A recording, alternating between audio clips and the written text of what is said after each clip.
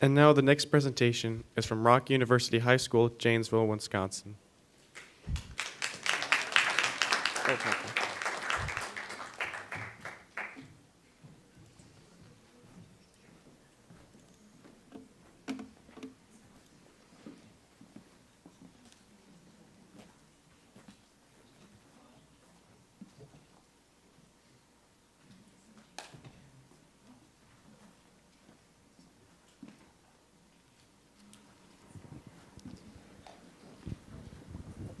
Hello, my name is James Anderson. I'm James Taylor.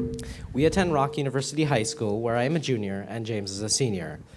Rock University High School is honored to take part of the Critical Issues Forum for its 9th year in a row. We are coming to you from Janesville, which is a part of Rock County, Wisconsin, in the Midwest of the United States, a region home to a cluster of 28 nuclear reactors. Rock County is also vying to become the top producer of radioactive medical isotopes in the United States, which will effectively launch the U.S. into the forefront of the global medical and science industry.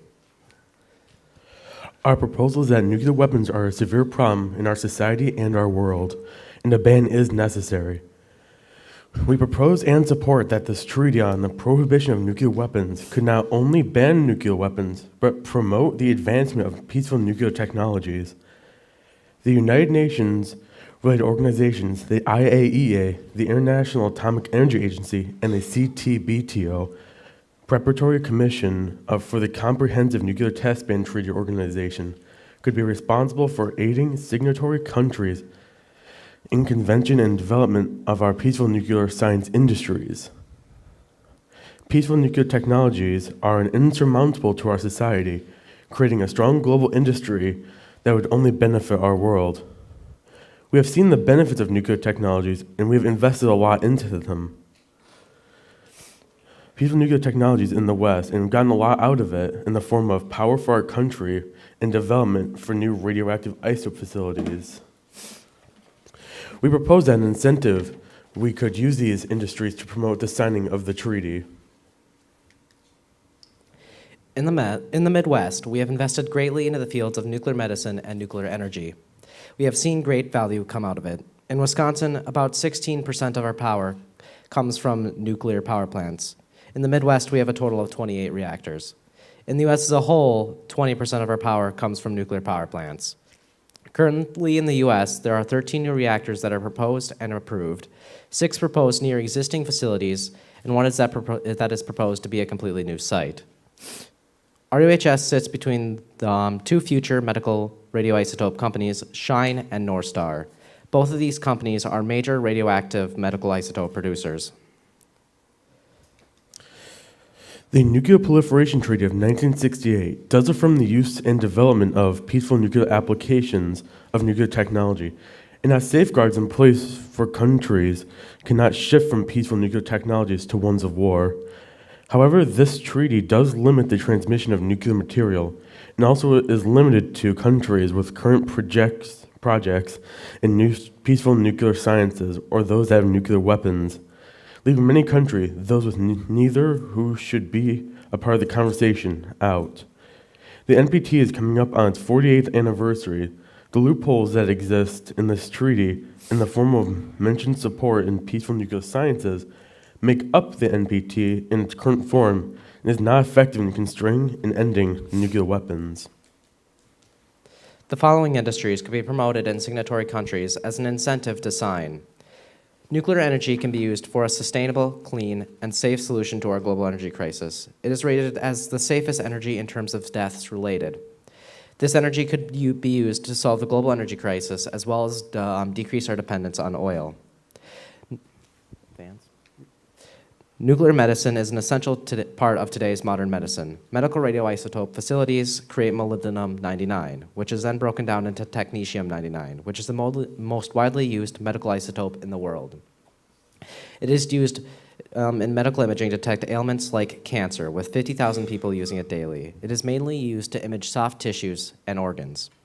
This could be promoted in countries as a form of industry to boost economy, as it is a needed item in today's market. As an example, China has designed a new type of system that does not use a reactor, but rather uses a particle accelerator type system that allows them to produce the isotope molybdenum-99 without producing the plutonium that makes the threat for nuclear weapons present. China is to produce materials for medical screening, technetium. They plan to break ground in 2015. It is expected to take 5 years from that date before the facility would be producing this material.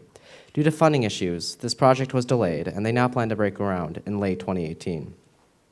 This industry, with only 4 producers worldwide, needs to grow, as we cannot stockpile isotopes because the half-life of MO99 and TC99 are short. Nuclear power industries in France can provide major inspiration for others to sign the treaty. 75% of France's power is generated from nuclear power alone, making it one of the most energy-sustainable countries in the world. Kenya, working with Russia, China, and other nations, will be developing a nuclear power plant by 2027, adding to their economy and creating a sustainable form of energy. Other developing countries who sign the treaty will receive UN assistance, getting help from experts to begin creating a new industry that will provide a needed resource, energy, jobs, education, and much more. ANSTO is an Australian nuclear facility. Some nuclear states would benefit from nuclear science. We can provide these nuclear states, such as India and Pakistan, who have nuclear weapons, a new, peaceful nuclear industry. Pakistan is growing by population and economically. It is in a prime state for investing in new industry. India's economy is also slowing down. While their population continues to increase, new industry, though not as timely as Pakistan, is needed. This amendment would incentivize the conversion for nuclear weapons into nuclear science.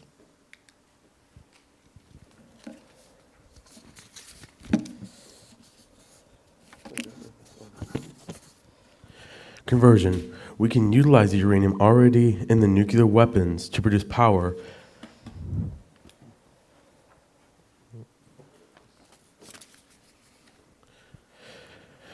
We can utilize uranium already in the nuclear weapons to produce power. By amending the treaty, signatory states will have the opportunity and resources to convert their nuclear weapons facilities to those of peaceful nuclear science.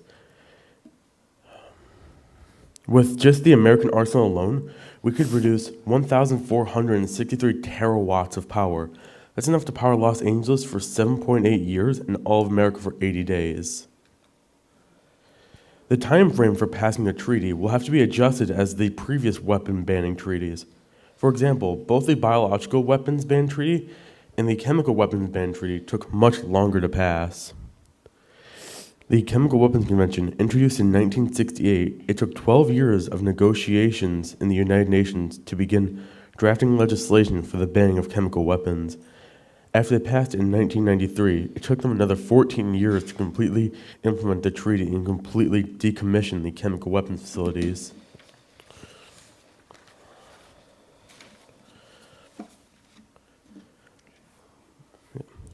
In 1925, the banning of the USC of the biological weapons was accepted under the Geneva Protocol on the 10th of April, 1972.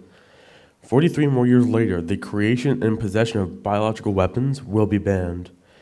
The Biological and Toxin Weapons Convention Treaty took 3 years before it was entered into force in 1975. These international agreements set the precedent that is not being followed by the newest ban treaty. There needs to be a more reasonable time frame in place to the treaty so as to convince nuclear-armed countries to sign the treaty on the prohibition of nuclear weapons. As you can imagine, nuclear weapons and nuclear sciences are much more integrated. Where am I? Integrated into modern society and government than chemical and biological weapons. Many people believe that nuclear weapons are the only thing that can defend a country in today's modern era. This means that there needs to be a longer amount of time to implement the treaty, as it is a much more complex problem to dismantle these weapons. There's also the fact that many have stated that this treaty was rushed. The Treaty on the Prohibition of Nuclear Weapons was drafted within the span of a few months. This is a stark contrast to the decades of negotiation and implementation, the chemical weapons ban and the biological weapons ban. Nuclear weapons are a whole other situation than chemical and biological weapons. They have been built up over the past century and have been integrated into certain countries' culture, society, and government. It would cost 11. The ban treaty states that the time for disarmament should be determined by the signatories of this treaty at a future date. 9 countries hold nuclear weapons facilities and arsenals. These armed countries will need more time based on the sheer amount of disarmament and conversion required. A more reasonable time frame based on the previous examples would be 12 years, 2 years for debate and 10 years for implementation. This would give adequate time to iron out the time discrepancies present in the treaty that currently exist. It would also give the countries affected by the treaty ample time to disarm and convert nuclear facilities. It would cost $11.5 billion just to dismantle the U.S. nuclear weapons facilities program. The cost of starting up a nuclear power plant is $2 to $9 billion per unit. This does not include ongoing maintenance and repair. These plants, however, can last anywhere from 50 to 70 years, which is more than the previous reactor's lifespan of only 40 years. Shine Medical Technologies in Janesville is budgeted at $100 million to get the facility up and running. As facilities such as Shine and nuclear power plants need skilled employees, it's important to note that the educational investments as well. The average tuition cost for someone studying nuclear technology is $12,000 a year for an undergraduate and $15,000 for a graduate student.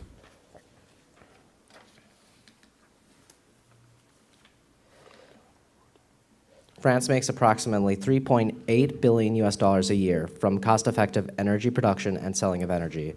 The current global radioisotope industry's current market value is $9.61 billion, but is expected to reach $17.28 billion by the end of 2020. We can encourage countries to sign the treaty by providing assistance to create a revised or brand new industry.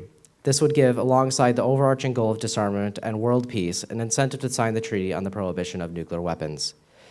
To change the rhetoric of nuclear from negative to positive involves the banning of nuclear weapons so that the world can focus on peaceful industries that can save lives and solve our current energy crisis. Achieving a world without nukes and keeping nuclear sciences to further mankind's progress into the future is our goal for this proposal for amending the treaty on the prohibition of nuclear weapons. Thank you.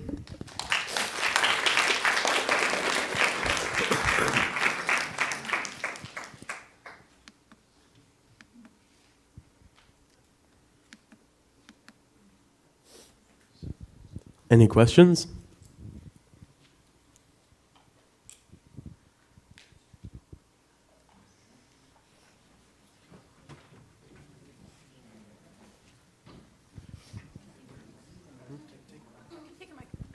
Thank you.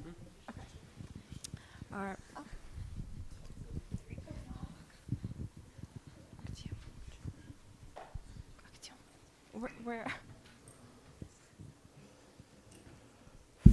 Oh, okay. Good morning, everyone. My name is Milana. Thanks for your presentation. So everyone understands that nuclear weapons are terrible, and I'm sure that you agree with this position, but why do you think countries still modernize their nuclear arsenals? What is the reason? Pardon, can you repeat that last part, please? Why do you think countries still modernize their nuclear arsenals? What is the reason? The reason that they are modernizing it is because there's no incentive to not modernize it for the modern times. This, what we're trying to do is incentivize the change so we don't have to modernize it, so we can get rid of it and create more nuclear power from it. Thanks for your answer. Thank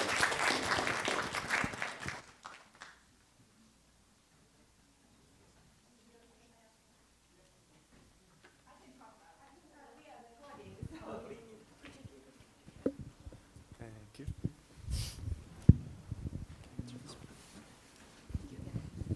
Hi, it's really great to see your thought behind this.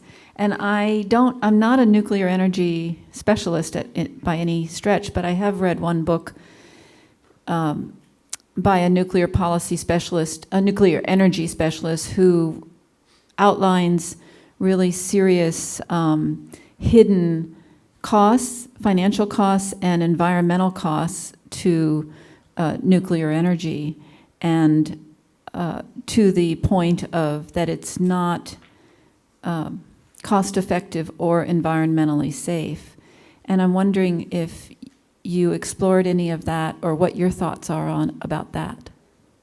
We did look into that, and we did take that in consideration. And some developments, like the Australian Synrock program, they've been taking nuclear waste and then implementing it with rock, and then that will decrease, that'll make it so normally radioactive waste will decay over time, producing radiation. Through their new system, that will not. There'll be a solid rock, and it will not decay over time. And that will mean the radioactive waste is much safer and safer to dispose of. So the waste and the hidden costs, that there are many hidden costs, and especially speaking through, like, you have to defend the plant if it's placed into an unsafe territory. You have to keep in the terrorism because they are very high targets. But speaking that we have so much uranium and so many nuclear weapons that can be converted into nuclear energy, it would be greatly, it's very much so worth it to invest in nuclear energy.